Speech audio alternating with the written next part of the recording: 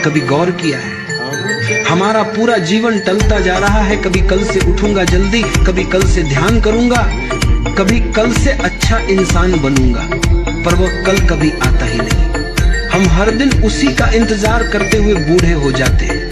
जिंदगी बीत जाती है कल की उम्मीद में, और फिर एक दिन पता चलता है हमने कभी आज जिया ही नहीं। कितनी अजीब बात है ना, जो वक्त हमारे पास है उसे छोड़कर हम उस वक्त का इंतजार करते हैं जो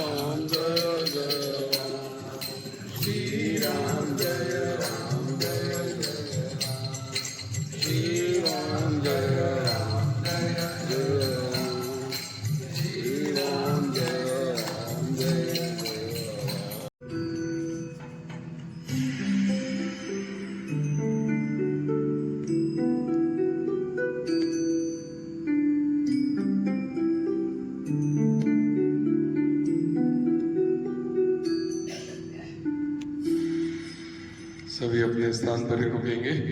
अब लेफ्ट वाला हाथ ऊपर और राइट वाला हाथ नीचे। लेफ्ट दिशा में घूमेंगे। पहले लेफ्ट वाला पाँव उठेगा, फिर राइट। हमारा ध्यान हाथ फैलाएंगे, पाँव फैलाएंगे।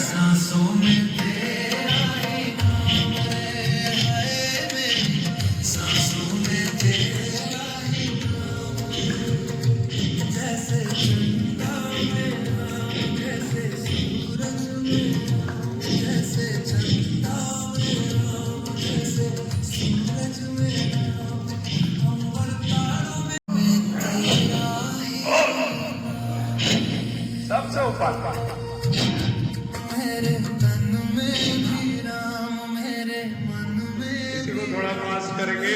कण कण में राम, मेरे मन में राम, रोम रोम में समाया तेरा नाम रे, सांसों में तेरा नाम रे, सांसों में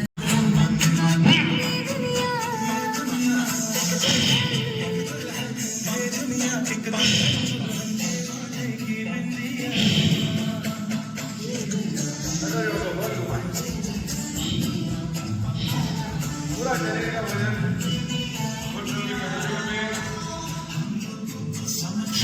समझो कर जानी अभी तुम समझोगे उतनी होगी हैरानी।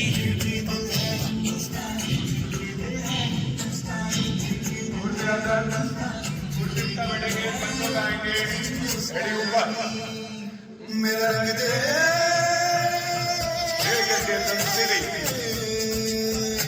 मेरा रंग दे बसंती चोला लगाएंगे, ऊपर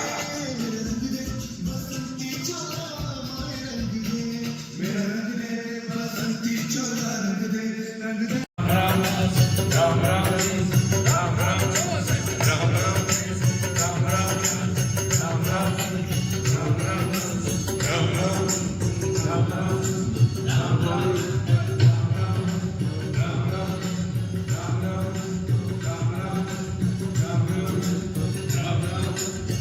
Ram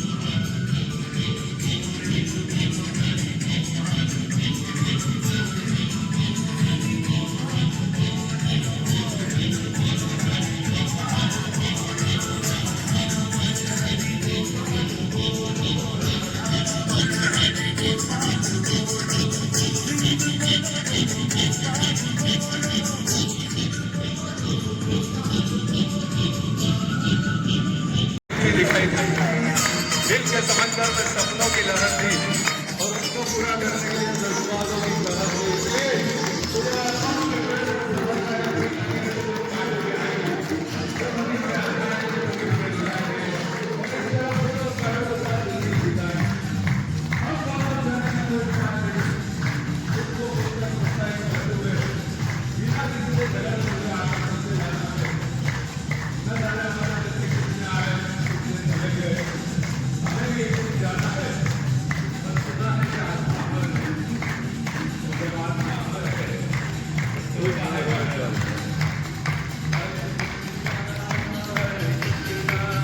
Krishna Krishna Hare Hare Rama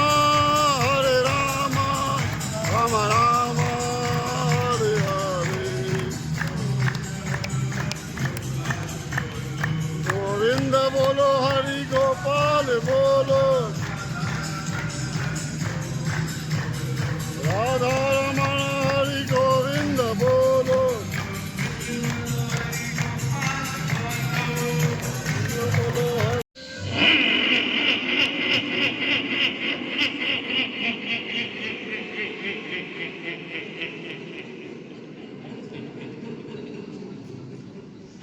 लंबी गहरी सांस,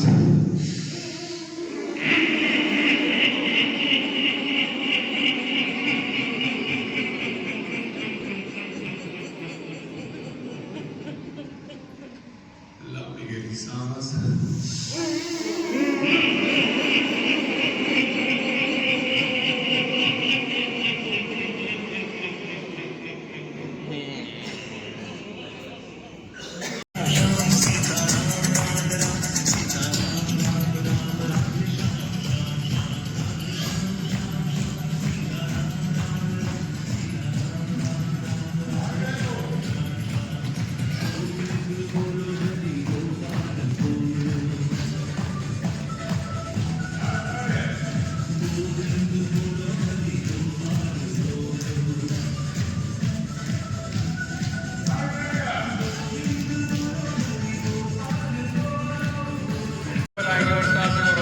शुरू करेंगे लंबी गहरी सांस, स्ट्रेट।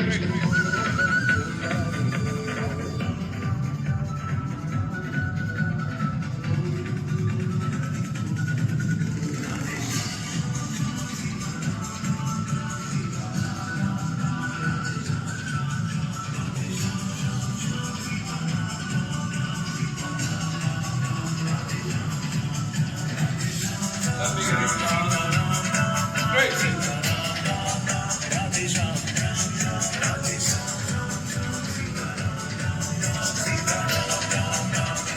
खींचना है और शहर की तरह दहाड़ना है। शुरू करेंगे लंबी गहरी सांस, स्टार्ट।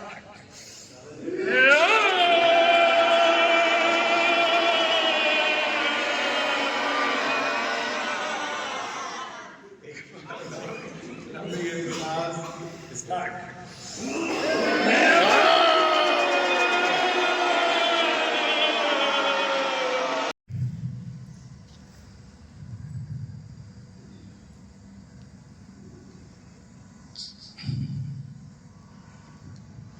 पंजे को गोल घुमाएंगे, रिवर्स,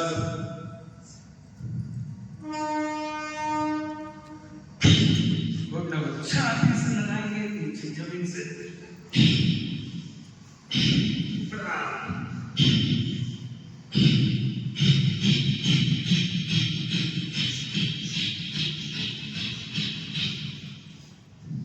एक हाथ से घुटना, एक हाथ से घुटना।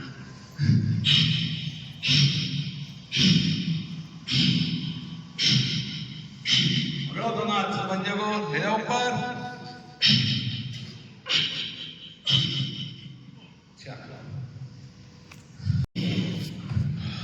लगातार ये एक्सरसाइज आप करो ना तो मुश्किल से मुश्किल 7 दिन में आपकी कमर 34 से 32 पे आ जाए।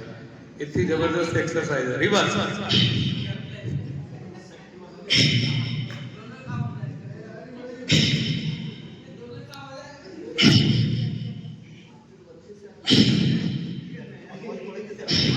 आज आए नहीं हमारे मंच पे गाते कल आए थे मंगल जी।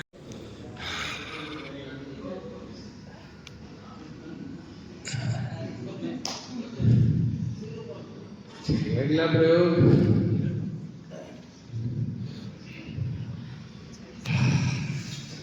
उत्कृष्ट आसन।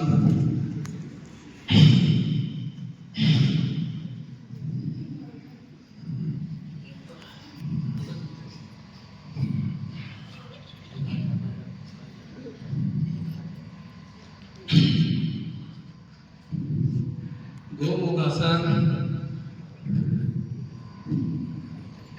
एक पाँव को ऐसे मोड़ के उसके ऊपर बैठ जाओ।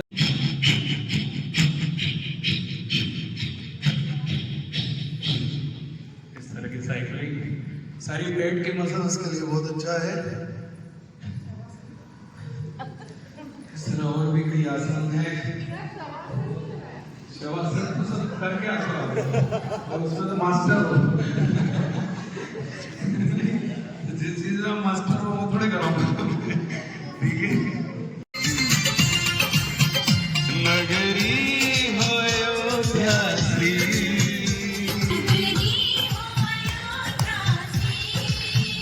रघुकुल सा घराना हो,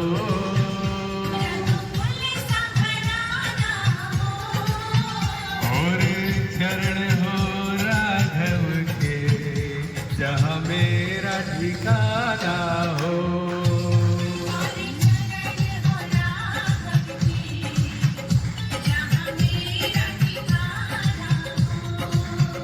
नगरी हो अयोध्या सी, रघुकुल सा घराना हो, और चरण हो राघव के जहाँ मेरा ठिकाना हो। ये चरण हमें मंदिर तक लेके जाते हैं और अच्छा आचरण हमें प्रभु जी राम तक लेके जाता है।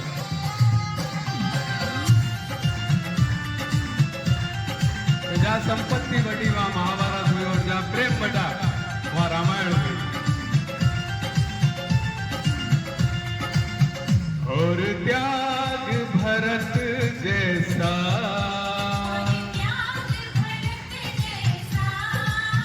सीता सी नारी हो,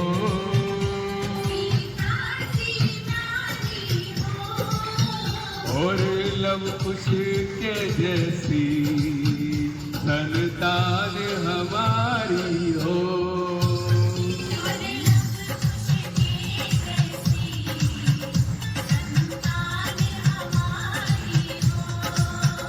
हो त्याग भरत जैसा, सीता सी नारी हो, और लव कुश के जैसी संतान हमारी हो।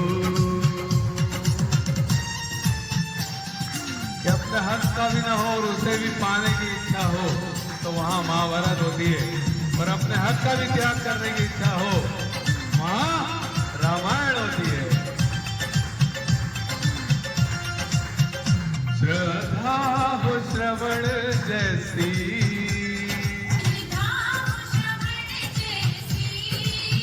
शबरी सी भक्ति हो, निष्ठावर शक्ति हो।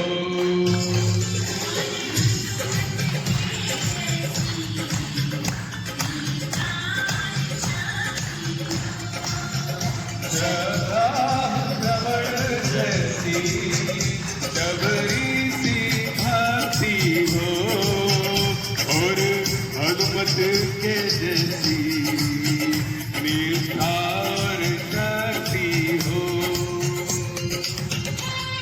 ये हमारे हनुमान जी सुबह 5:30 5:15 बजे आ जाते हैं, सब खोलते हैं, सब व्यवस्थित करते हैं।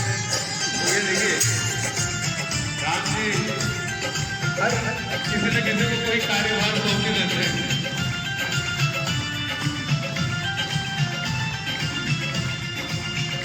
मेरी जीवन नैया हो,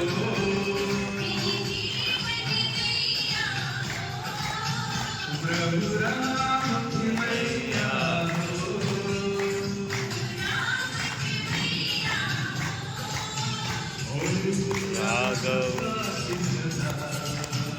मेरे सिर पर छैया हो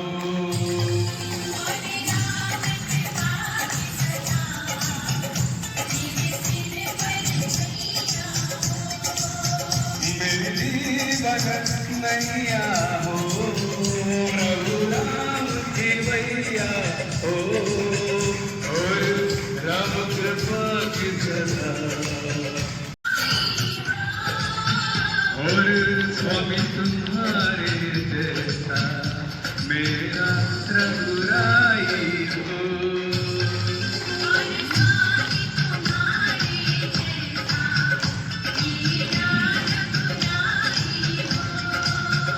कौशल्य सिमाई हो लक्ष्मण सा भाई हो और स्वामी तुम्हारे जैसा मेरा रघुराई हो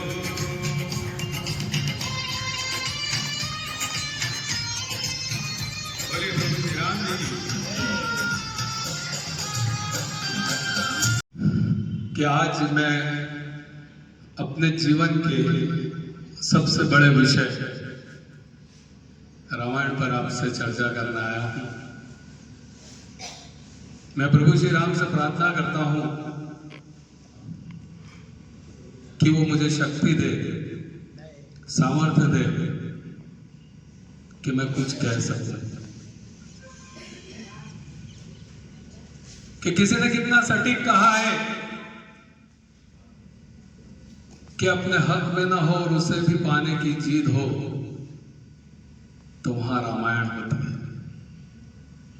और अपने हक का भी त्याग करने की जिद हो वहां महाभारत होती है। सॉरी उल्टा बोल दिया जी, कोई बात नहीं समझ गए आप लोग समझ गए ना कि अपने हक का भी पाने की जिद हो, अपने हक का भी ना और उसे पाने की जिद हो तो वहां महाभारत होती है, और अपने हक का भी त्याग करने की जिद हो तो वहां रामायण होती है। क्या जहां संपत्ति बटी वहां महाभारत हुई, और जहां प्रेम बटा वहां रामायण हुई। हमें जीवन में क्या नहीं करना ये महाभारत हमें सिखाती है। जीवन में हमें क्या करना ये रामायण हमें सिखाती है, और जीवन कैसे जीना ये भगवत गीता हमें सिखाती है।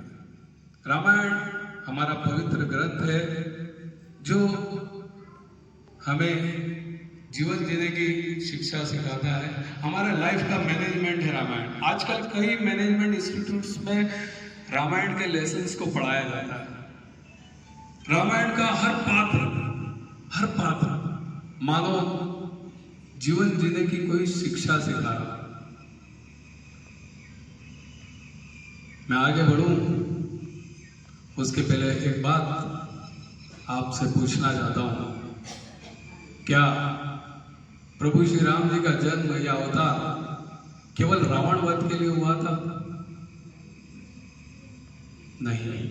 अगर सिर्फ रावण को ही मारना होता तो किसी ऊंची पहाड़ की चोटी पर बैठे बैठे राम जी अपनी तर्जनी उंगली हिलाते तो रावण अपने पूरे साम्राज्य पूरे ज्ञान के साथ सिंहासन पर बैठा बैठा भस्म हो जाता है।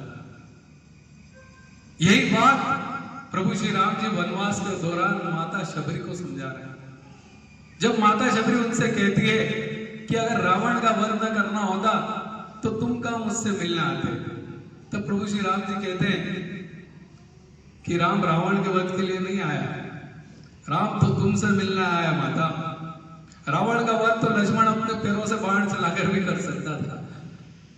राम की वन यात्रा प्रारंभ हुई है भविष्य के लिए, आदर्श की स्थापना के लिए। राम निकला है ताकि पूरे विश्व को बता सके कि माँ की अवांछनीय इच्छाओं को पूरा करना ही राम होना है।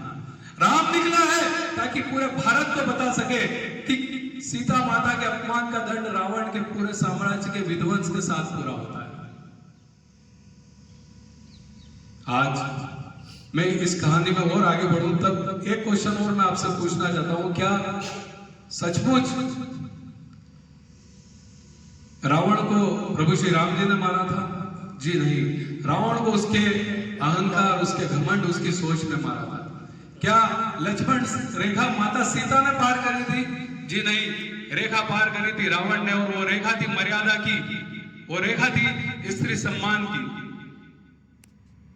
रामायण हमें सिखाती है कि हमारे जीवन में रेखा कोई भी हो, हमें अपनी सीमा, अपनी मर्यादा तय करना चाहिए, वरना विनाश निश्चित हो जाता है। रामायण भोग की नहीं, त्याग की कहानी है। यहां रामायण पढ़े, रामायण समझे तो देखें कि हर व्यक्ति में कंपटीशन चल रहा है कि कौन सबसे बड़ा त्यागी है। समझ में नहीं आता कि कौन सबसे बड़ा त्यागी है। इतना त्याग रामायण के अंदर है। आज एक बहुत ही भावुक करने वाला प्रसंग है। मैं ईश्वर से फिर प्रार्थना कर रहा हूं कि मुझे शक्ति दे कि मैं उस प्रसंग को सुना सकूं, आपके बीच बोल सकूं। एक ऐसे त्याग की कहानी, राम जी के सबसे लाडले, सबसे प्रिय उनके छोटे भाई भरत,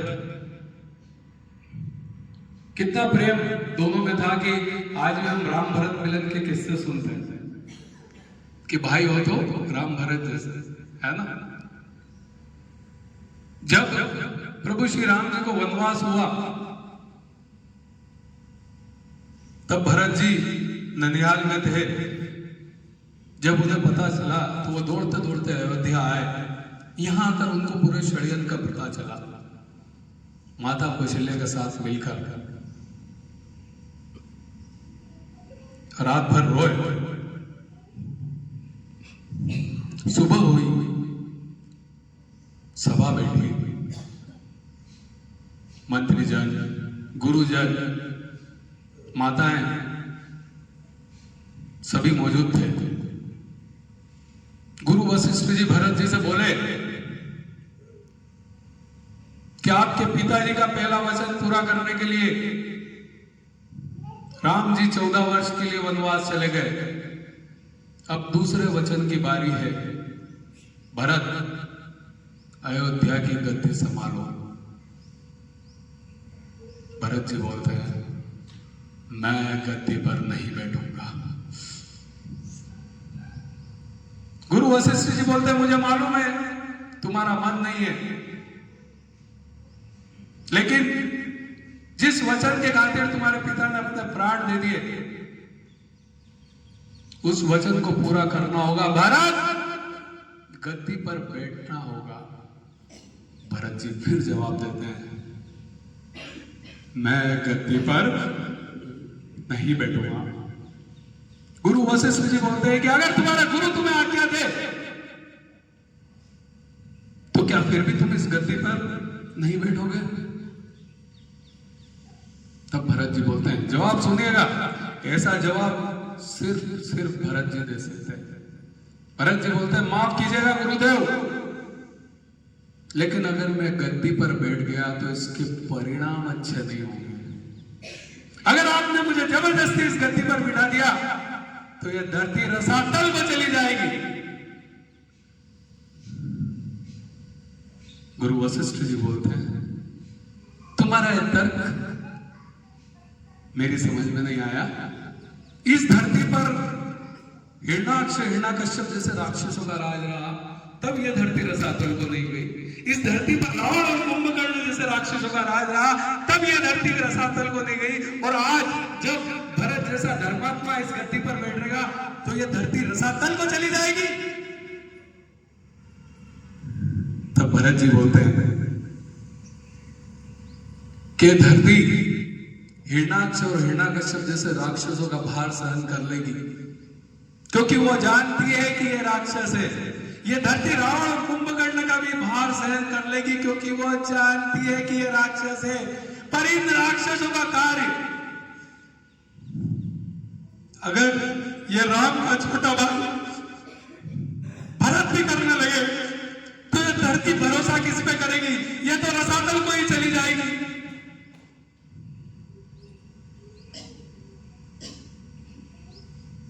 भरत जी गद्दी पर नहीं बैठे तो नहीं बैठे। रामायण के भरत जी हमें सिखाते हैं कि जो अपना नहीं है वो अपना नहीं है, उस पर अपना अधिकार न जमाए, और जिसका है उसे पूरा सम्मान दे। पर आज के समय में हम देखते हैं एक एक इंच के लिए भाई भाई के ऊपर कोर्ट केस कर देता है। अगर कोई वकील हो तो पता लगेगा, 12 लाख कोर्ट केस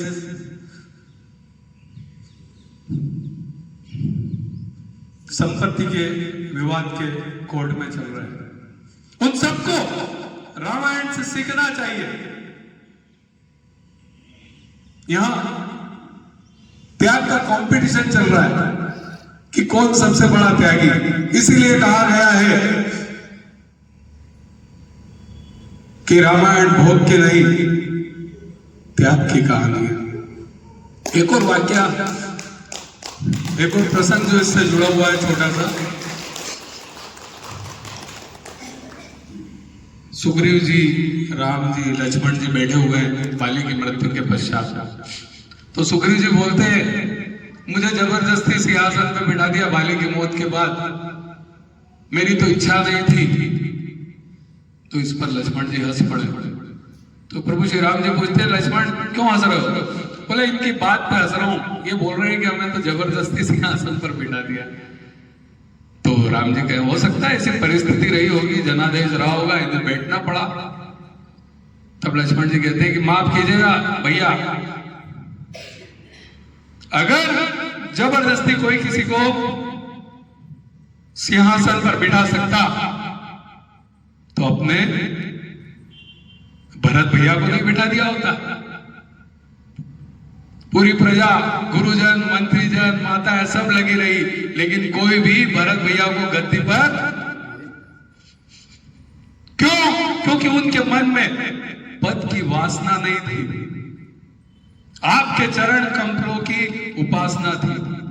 जी हाँ मित्रों, इस देश में भरत जैसे धर्मात्मा हुए हैं जिन्होंने कहा कि गुरु मुझे गद्दी पर मत बिठाओ, नहीं तो ये धरती रसातल को चले जाएगी। और आज के कलयुग में कुछ ऐसे लोग हैं जो कहते हैं कि जल्दी से हमें गद्दी पे बिठाओ, नहीं तो देश रसातल को चला जाएगा। तो ये एक छोटा सा प्रसंग था जो मैं आपके समक्ष रख पाया। अच्छा लगा हो तो एक बार ताली हो जाए।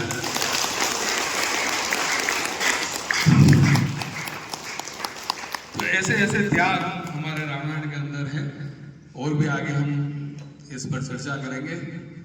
अभी हम बात करते हैं हमारे शरीर की, हेल्थ की, जिसके लिए हम सब सुबह 5:30 बजे उठ के 6 बजे उठ के यहाँ पर आ रहे हैं। एक अनुशासन, एक मर्यादा के साथ हमने पूरा 7 दिन निकाले। राम जी के अच्छे आचरणों को, उनकी जीवन यात्रा से बहुत कुछ सीख रहे हैं और अपने जीवन को बदलने का एक बहुत अच्छा पॉजिटिव प्रयास कर रहे हैं। अच्छा लग रहा है आप सबको जो 7 दिन से यहाँ हुआ कि नहीं लग रहा है कि कोई जबरदस्ती आ रहा है कि यार संकल्प ले लिया तो 30 दिन मुंह दिखाना पड़ेगा? ऐसा तो नहीं है। अच्छा लग रहा है। मेरी कोशिश है, मेरा प्रयास है कि मैं आपके जीवन में अच्छे बदलाव ला पाऊँ, आपको एक बेहतर स्वास्थ्य, एक बेहतर परमानंदित जीवन दे पाऊँ। ऐसा मेरा प्रयास, ऐसा मेरा लक्ष्य है और उसी के आधार पर मैं काम कर रहा हूँ।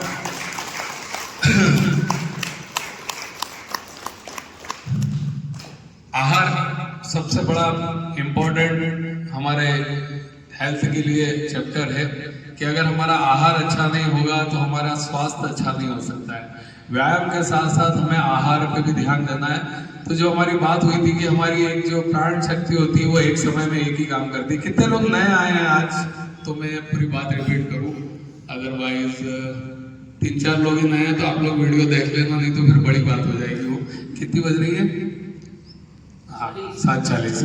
तो थोड़ा सा अपन संक्षिप्त में बात करते हैं आहार के ऊपर। हमारे अंदर, बॉडी के अंदर एक विल पावर, एक आत्मा, एक प्राण शक्ति होती है जिसकी वजह से हमारा शरीर चल रहा है।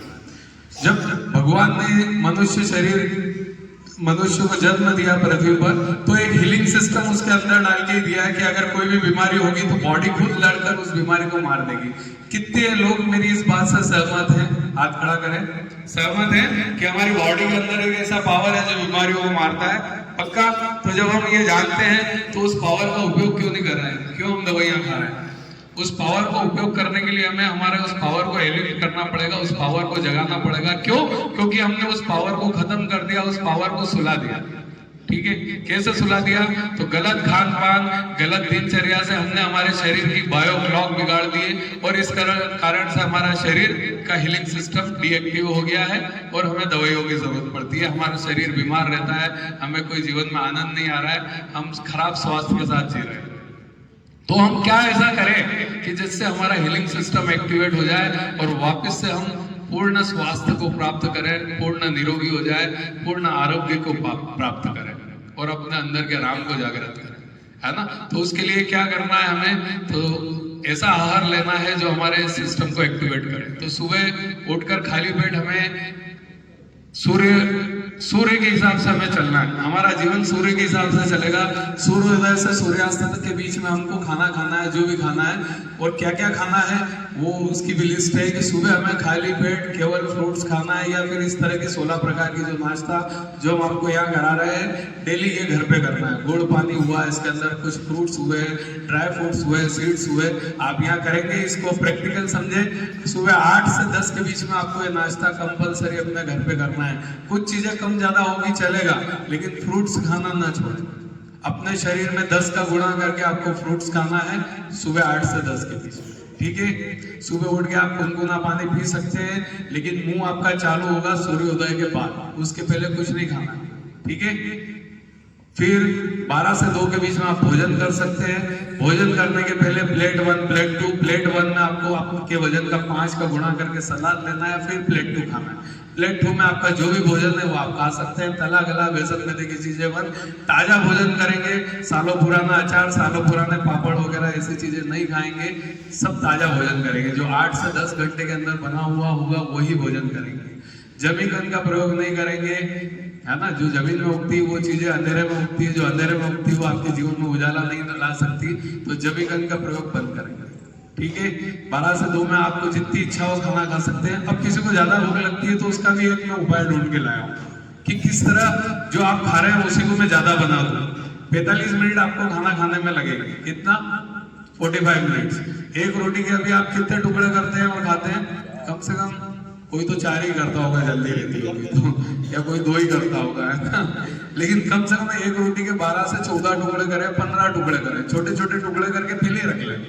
15 टुकड़े करें, अब आप उसको भरपूर सब्जियों से खाओ, ठीक है। तो आपका जहां आप 4 खा रहे थे वो 15 हो गए आपके, तो आपका एक तो समय भी बढ़ गया, आप आराम से चबा चबा के खा पाएंगे। दूसरा आपका 2 से 3 रोटी में काम हो जाएगा। क्यों? क्योंकि 15 चौक 60 बार खा लेंगे आप ठीक है। तो ये भी एक तरीका है जिससे आप अपने खाने को बढ़ा सकते हैं, है ना। जैसे होता था बचपन में, मैं करता था, मुझे मालूम नहीं सब करते हैं कि नहीं, वो दिवाली के टाइम पटाखे फोड़ते थे तो कलमदान आता था, तो मैं उसका एक एक पटाखा निकाल के थैली भर देता था और फिर एक एक पटाखा छोड़ता था। तो यही सूत्र यहाँ लगेगा कि हम उस रोटी के ज्यादा से ज्यादा टुकड़े करें, ठीक है। तो 12 से 2 के बीच में आपका भोजन हो गया। शाम का भोजन आपको करना है, हल्का भोजन आप करें। मोरदन बना ले, खिचड़ी बना ले, उपमा बना ले, दलिया बना ले, है ना। कुछ भी ऐसा हल्का भोजन, लौकी की सब्जी, रोटी खा सकते हैं, लेकिन कब तक? वही सूर्यास्त के पहले तक, है ना। घड़ी से कोई मतलब नहीं। सूर्य अगर 8 बजे तक है तो आप 8 बजे तक खा सकते हो, रहेगा क्या कभी? नहीं ना। तो बस सूर्य जब तक तब तक आप भोजन कर सकते हो। पर वही प्लेट 1, फिर शाम को भी सलाद 5 का गुणा करके और फिर भोजन। बस केवल इतना सा प्रयोग आपकी दिनचर्या में करें। आप शक्कर बंद करें, गुड़ का प्रयोग कर सकते हैं, देशी खांड का प्रयोग आप कर सकते हैं। नमक में समुद्री नमक बंद करें, सेंधा नमक का प्रयोग करें। तेल में रिफाइंड ऑयल बंद करें, कच्ची घानी का तेल प्रयोग करें। सुबह की चाय बंद करें, बहुत जरूरी, बहुत जरूरी है ना। सुबह की चाय या दिन की क्या चाय ही बंद करना है ना। चाय एक जहर है जो अंग्रेज लोग हमें कमजोर करने के लिए दे गए थे और हम खुशी से कमजोर होते जा रहे हैं, ठीक है। तो बस ये दिनचर्या रहेगी। आप फ्रूट जूस ले सकते हैं, कोई तकलीफ नहीं। दिन में आपको इच्छा हो ड्राई फ्रूट्स ले सकते हैं, स्प्राउट्स ले सकते हैं, इस बीच में आपको फिर भी भूख लग जाए तो। और कोशिश करेंगे धीरे धीरे, अगर आप 40 के ऊपर हैं तो धीरे धीरे शाम का खाना बंद करें, क्योंकि बच्चे डर जाएंगे कि ये तो सब बंद करवा दें। तो 40 के बाद आप शाम का खाना बंद करेंगे तो और जल्दी स्वस्थ होंगे। क्यों? क्योंकि हमें फास्टिंग की जरूरत है। कम से कम 14 घंटे का फास्टिंग हमारी बॉडी को चाहिए अगर आपके हीलिंग सिस्टम को एक्टिवेट करना है तो। क्योंकि 4-5 घंटे में हमारा खाना पच जाएगा, फिर रात भर हमारा हीलिंग सिस्टम काम करेगा और हम सारे रोगों से दूर होंगे, क्योंकि हमारा हीलिंग सिस्टम काम करेगा। आपके नाखून में भी रोग है तो वो भी जाएगा, कहीं भी रोग है तो वो जाएगा। शुगर, बीपी, थायराइड, ये सब लाइफ स्टाइल बीमारियां, ये कोई किसी वायरस बैक्टीरिया से थोड़ी हो रही है, किसी मच्छर के काटने से थोड़ी हो रही है, ये आपकी गलती से हो रही है। तो आपकी गलती से हो रही है तो आप ही को सुधारना है, कोई भी नहीं सुधार सकता उसको। एलोपैथी वाला आपको दवाई दे रहे हैं तो वो केवल 12 घंटे उस चीज को रोक रही है, ठीक थोड़ी कर रही है बीमारी को। और धीरे धीरे वो गोली भी काम करना बंद करती है, फिर वो गोली का डोज बढ़ाया जाता है और बढ़ते बढ़ते आदमी पता नहीं बढ़ ही जाता है। ठीक है, तो कोशिश करें इन सब नियमों का पालन करें, और जो आपने लक्ष्य निर्धारित किए, फिर भी अभी तक स्पष्ट लक्ष्य वाले मेरे पास 2 या 3 लोग ही आए इतने लोगों में से। अपना स्पष्ट लक्ष्य बनाएं तो ही आप कुछ प्राप्त कर पाएंगे, अन्यथा कुछ भी नहीं मिलेगा आपको। ये आपका समय भी व्यर्थ जाएगा, ये बातें आप कुछ दिनों में भूल जाएंगे और वापस आपकी उसी जीवन में आप चले जाएंगे। ठीक है, ठीक है। तो एक कविता मैंने जोड़ी थी यार, मैं भूल गया भरत जी के बाद बोलने की, कि यार इसके बाद मैं बोलूंगा तो वो सुनो कि मोहब्बत एक एहसानों की पावन सी कहानी है, कभी कबीरा दीवाना था, कभी मीरा दीवानी है। यहाँ सब लोग कहते हैं मेरी आंखों में आंसू है, जो तू समझे तो आंसू है, जो ना समझे तो पानी है। जो तू समझे तो आंसू है, जो ना समझे तो पानी है। बहुत बिखरा बहुत टूटा, थपेड़े सह नहीं पाया, हवाओं के इशारों पर मगर मैं बह नहीं पाया।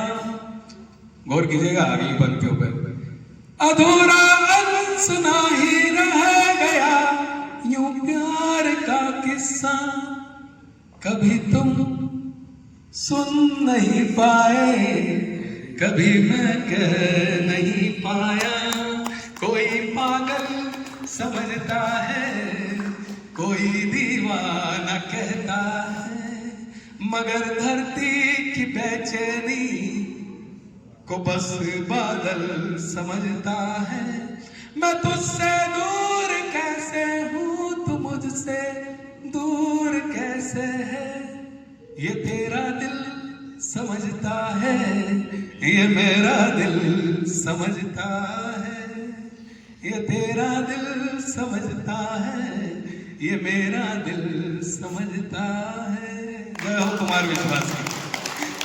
बहुत अच्छे मोटिवेटर हैं और बहुत अच्छी बातें बोलते हैं, उनको सुनना मुझे बहुत पसंद है।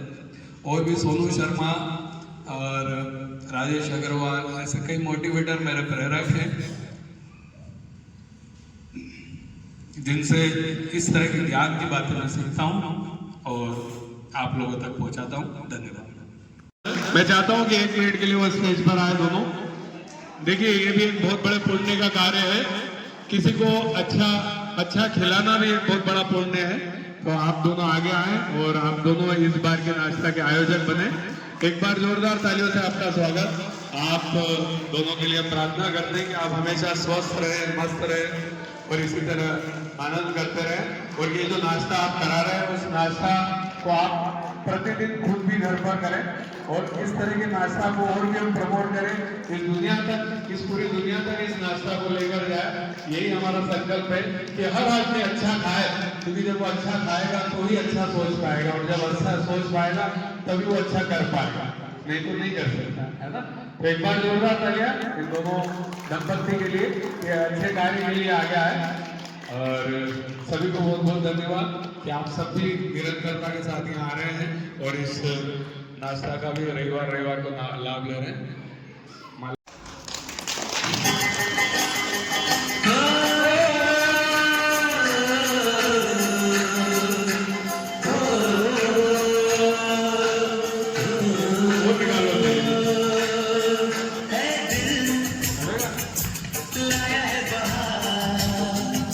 अपनों का क्या कहने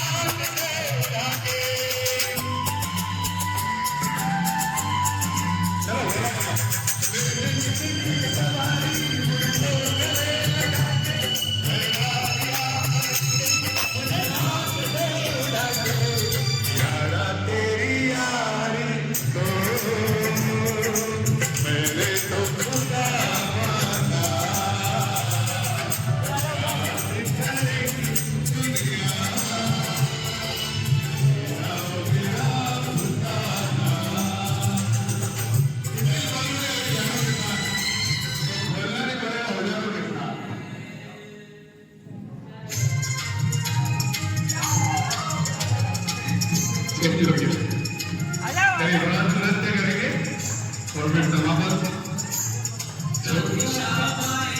छोटा सा मंदिर बनाएंगे, राधे श्याम आएंगे, मंदिर बनाएंगे, राधे श्याम आएंगे, खूब सजाएंगे, राधे श्याम आएंगे, राधे श्याम आएंगे, राधे श्याम आएंगे।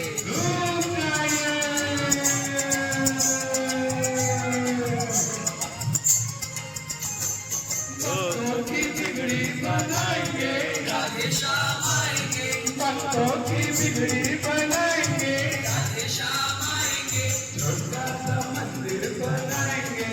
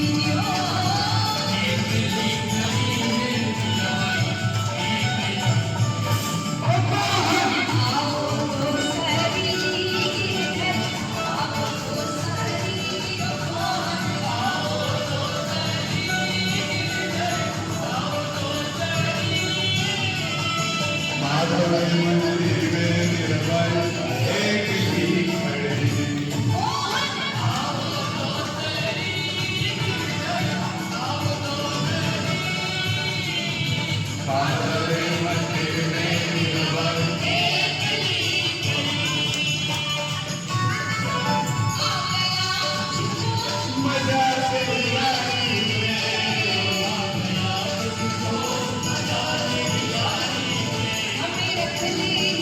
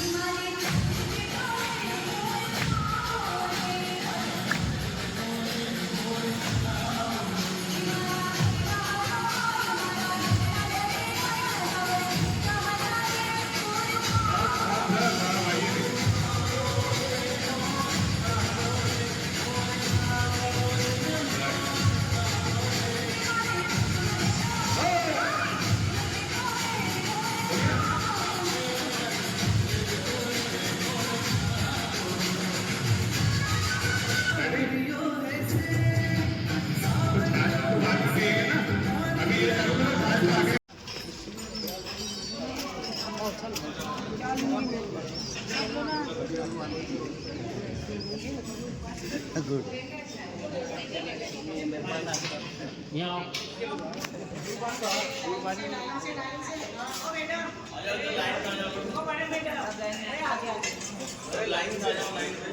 आप भी तो गए थे। चलो जिनके पास प्लेट नहीं है वो इधर आ जाओ मेरे पास। प्लेट जिनके पास नहीं है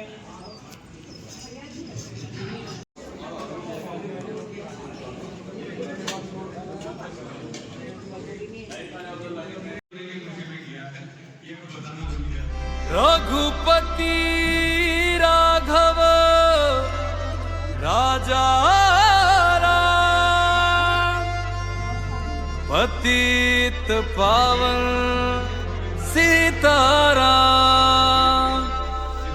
सीताराम सीताराम, भज प्यारे तू सीताराम।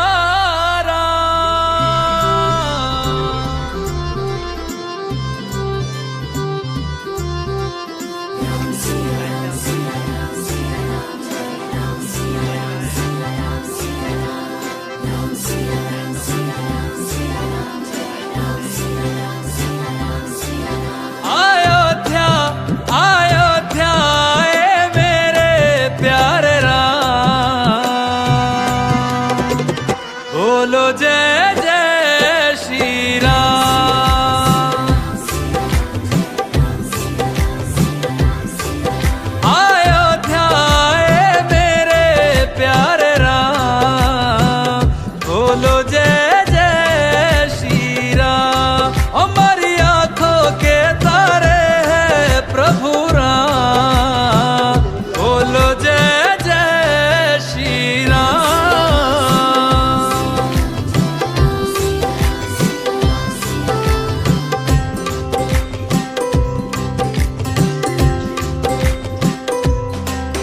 युग राम राज का आ गया शुभ दिन ये आज का, आ गया हुई जीत सनातन धर्म की, घर घर भगवा लहरा गया।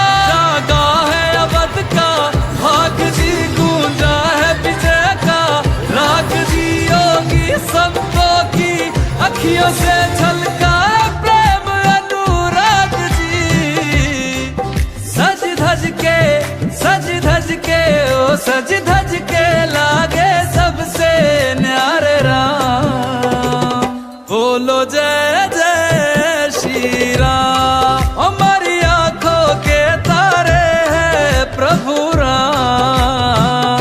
बोलो जय जय श्री राम।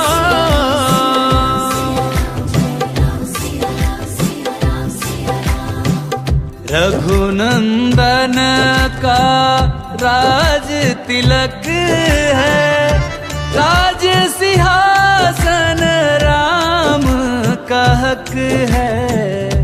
राम का होगा राज जगत में, प्रश्न न कोई शक है।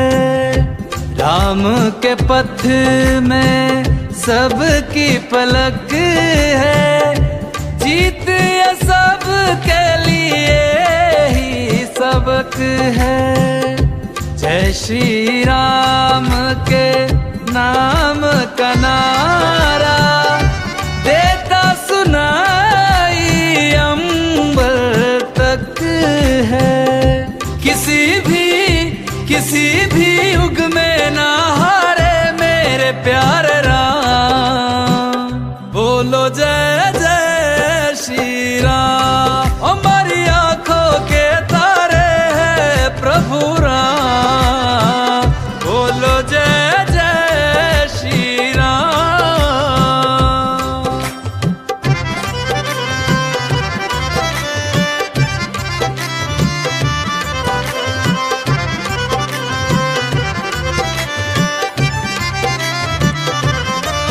सरयू के धारे नाच है दोनों किनारे, नाच है दसों दिशाएं झूम रही, यहाँ चांद सितारे नाच रहे मन भक्तों के, यहाँ साधु सारे नाच रहे। राम की धुन में हो के मगन सब राम दुलारे नाच रहे पर्वत पे शंकर देवी देवता नाच रहे। अयोध्या आए मेरे प्यारे राम। बोलो जय जय श्री राम।